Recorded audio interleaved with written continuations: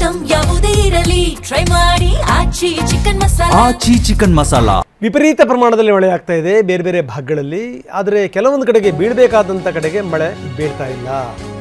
So ಇದು ಕೆಲವೊಂದು ಕಡೆಗೆ ಡ್ಯಾಮ್ಗಳು ತುಂಬಿ ತುಳುಕ್ತಾ ಇವೆ. ನಾವು ಹೋದ ವಾರ ತೋರಿಸಿದ ಸ್ಥಿತಿಗೂ ಈಗಿನ ಸ್ಥಿತಿಗೂ ಅಜಗಜಾಂತರ ವ್ಯತ್ಯಾಸ.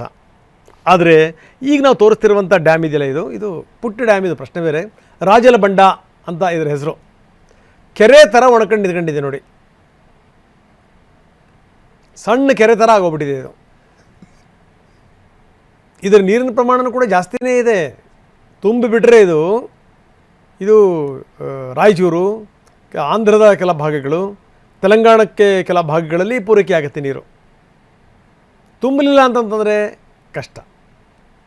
ಮಾನ್ವಿ ತಾಲೂಕಲ್ಲಿ ಬರುತ್ತೆ ಇದು ರಾಜಲಬಂಡ ಅಣೆಕಟ್ಟು.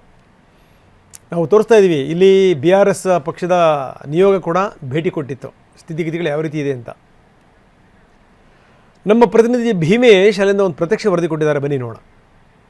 ರಾಜ್ಯದಲ್ಲಿ ಒಂದು ಕಡೆ ಉತ್ತಮ ಮಳೆ ಆಗ್ತಿದ್ರೆ ಮತ್ತೊಂದು ಕಡೆ ಅದರಲ್ಲೂ ಕಲ್ಯಾಣ ಕರ್ನಾಟಕ ಭಾಗದ ರಾಯಚೂರಿನಲ್ಲಿ ಮಳೆ ಆಗ್ತಿಲ್ಲ. ಹೀಗಾಗಿ ರೈತರು ಸಂಕಷ್ಟಕ್ಕೆ ಸಿಲುಕಿದ್ದಾರೆ. ಸದ್ಯ ನಾನು ರಾಯಚೂರಿನ ರಾಜಲಬಂಡ ಅಣೆಕಟ್ಟು ಬಳಿ ಇದ್ದೀನಿ. ತಾವು ದೃಶ್ಯದಲ್ಲಿ ನೋಡ್ಬೋದು, ತುಂಗಭದ್ರಾ ನದಿಗೂ ಕೂಡ ಮೇಲ್ಭಾಗದಿಂದ ಹೆಚ್ಚುವರಿ ನೀರು ಶೇಖರಣೆ ಕೂಡ ಆಗ್ತಾ ಇದೆ, ಸಂಗ್ರಹ ಆಗ್ತಾ ಇದೆ. ಆದರೆ ಇಲ್ಲಿ ಏನು ರಾಯಚೂರು ಜಿಲ್ಲೆ ಮಾನ್ವಿ ತಾಲೂಕಿನ ರಾಜಲಬಂಡ ಅಣೆಕಟ್ಟೇನಿದೆ, ಇದಕ್ಕೆ ಅಡ್ಡಲಾಗಿ ಕಟ್ಟಿರುವಂತಹ ಒಂದು ಏನು ಯೋಜನೆ ಏನಿದೆ, ಇದಕ್ಕೆ ಸಂಬಂಧಪಟ್ಟಿದ್ದು ಈಗಲೂ ಕೂಡ ನೀರು ಕೇವಲ ಹಿನ್ನೀರು ಮಾತ್ರ ಉಳ್ಕೊಂಡಿರುವಂಥದ್ದು. ಇನ್ನೂ ಹೆಚ್ಚುವರಿಯಾಗಿ ಮಳೆ ನೀರಾಗಿರ್ಬೋದು ಅಥವಾ ಮೇಲ್ಭಾಗದಲ್ಲಿ ಏನು ಹರಿದು ಬರ್ತಾ ನೀರು ಇನ್ನೂ ಶೇಖರಣೆ ಆಗಿಲ್ಲ. ಹೀಗಾಗಿ ಸಂಪೂರ್ಣವಾಗಿ ಬರಿದಾಗಿರುವಂಥ ಅಣೆಕಟ್ಟನ್ನು ತಾವು ನೋಡ್ಬೋದು. ದೃಶ್ಯದಲ್ಲಿ ನೋಡಿದ್ರೆ ನಿಜಕ್ಕೂ ರೈತರ ಸ್ಥಿತಿ ಯಾವ ರೀತಿ ಇದೆ ಅನ್ನುವಂಥದ್ರ ಬಗ್ಗೆ ಒಂದು ಅಂದಾಜು ಸಿಗುತ್ತೆ.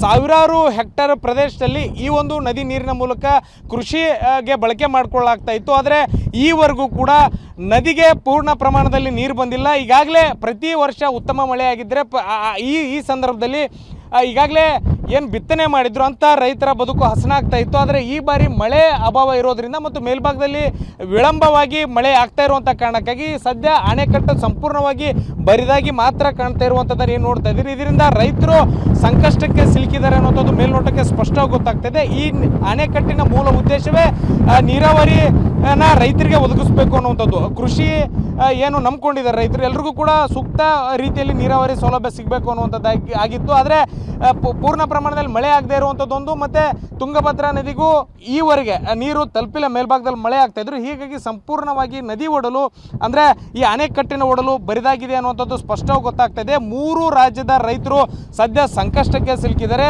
ಕರ್ನಾಟಕ ರಾಜ್ಯ ಜೊತೆಗೆ ತೆಲಂಗಾಣ ಮತ್ತು ಆಂಧ್ರ ಪ್ರದೇಶದ ರೈತರು ಕೂಡ ಸಂಕಷ್ಟಕ್ಕೆ ಸಿಲುಕಿದ್ದಾರೆ. ದೃಶ್ಯದಲ್ಲಿ ತಾವು ನೋಡ್ತಾ ಇದ್ದೀರಿ. ಇದು ಹೆಚ್ಚಿನ ಪ್ರಮಾಣದಲ್ಲಿ ತುಂಗಭದ್ರಾ ನದಿಗೆ ನೀರು ಸಂಗ್ರಹವಾದಂಥ ಸಂದರ್ಭದಲ್ಲಿ ನೀರು ಪೋಲು ಆಗದೆ ಇರುವಂಥ ನಿಟ್ಟಿನಲ್ಲಿ ಅದನ್ನು ಸದ್ಬಳಕೆ ಮಾಡ್ಕೋಬೇಕು ಅನ್ನೋಂಥ ಉದ್ದೇಶದಿಂದ ಈ ಒಂದು ಅಣೆಕಟ್ಟನ್ನು ನಿರ್ಮಾಣ ಮಾಡಿದ್ದಾರೆ. ಆ ಹಿನ್ನೀರನ್ನು ಈ ಒಂದು ಕಾಲುವೆ ಮೂಲಕ ಕರ್ನಾಟಕ ಮತ್ತು ತೆಲಂಗಾಣಕ್ಕೆ ನೀರನ್ನು ಪೂರೈಕೆ ಮಾಡುವಂಥದ್ದು ವ್ಯವಸ್ಥೆ ಇದೆ. ಈ ಗೇಟ್ಗಳನ್ನೇ ನೋಡ್ತಾ ಇದ್ದೀರಿ ಇದ್ರ ಮೂಲಕ. ಆದರೆ ಈವರೆಗೂ ನೀರಿಲ್ಲ, ಅಂದರೆ ಈ ಒಂದು ಅಣೆಕಟ್ಟಿಗೆ ತಲುಪಿಲ್ಲ ನೀರು. ಹೀಗಾಗಿ ಸಂಪೂರ್ಣವಾಗಿ ಅಣೆಕಟ್ಟು ಬರಿದಾಗ ಹೋಗಿದೆ. ಹೀಗಾಗಿ ಸಾಕಷ್ಟು ರೀತಿಯಲ್ಲಿ ಕೃಷಿಯನ್ನು, ಅದರಲ್ಲೂ ನೀರಾವರಿ ಕಾಲುವೆಗಳ ಮೂಲಕ ನೀರಾವರಿಯನ್ನು ವ್ಯವಸ್ಥೆಯನ್ನು ಹೊಂದಿದ್ರು ಅಂತಹ ರೈತರು ಸಾಕಷ್ಟು ಸಮಸ್ಯೆಗೀಡಾಗಿದ್ದಾರೆ. ಈಗಾಗಲೇ ಭತ್ತವನ್ನು ನಾಟಿ ಮಾಡಿ ಕೂತಿದ್ದಾರೆ, ಆದರೆ ನೀರು ಬರ್ತಿಲ್ಲ. ಹೀಗಾಗಿ ಒಂದು ಕಡೆ ಮಳೆ ಇಲ್ಲ, ಮತ್ತೊಂದು ಕಡೆ ಕಾಲುವೆ ಮೂಲಕ ನೀರು ಬರ್ತಿಲ್ಲ. ಹೀಗಾಗಿ ತೀವ್ರ ಸಂಕಷ್ಟದಲ್ಲಿದ್ದಾರೆ. ಜೊತೆಗೆ ಆರ್ಥಿಕ ಸಮಸ್ಯೆ ಆಗುತ್ತೆ. ಸಾಲ ಸೋಲು ಮಾಡಿಕೊಂಡಿರುವಂಥ ರೈತರು ಮತ್ತೆ ಸಂಕಷ್ಟಕ್ಕೆ ಸಿಲುಕಿರುವಂಥದ್ದು ಸದ್ಯ ಮೇಲ್ನೋಟಕ್ಕೆ ಸ್ಪಷ್ಟವಾಗಿ ಗೋಚರಿಸ್ತಾ ಇದೆ. ಕ್ಯಾಮ್ರಾ ಪರ್ಸನ್ ವಾಸುದೇವ್ ಜೊತೆ ಭೀಮೇಶ್ ಪೂಜಾರಿ, TV9 ರಾಯಚೂರು.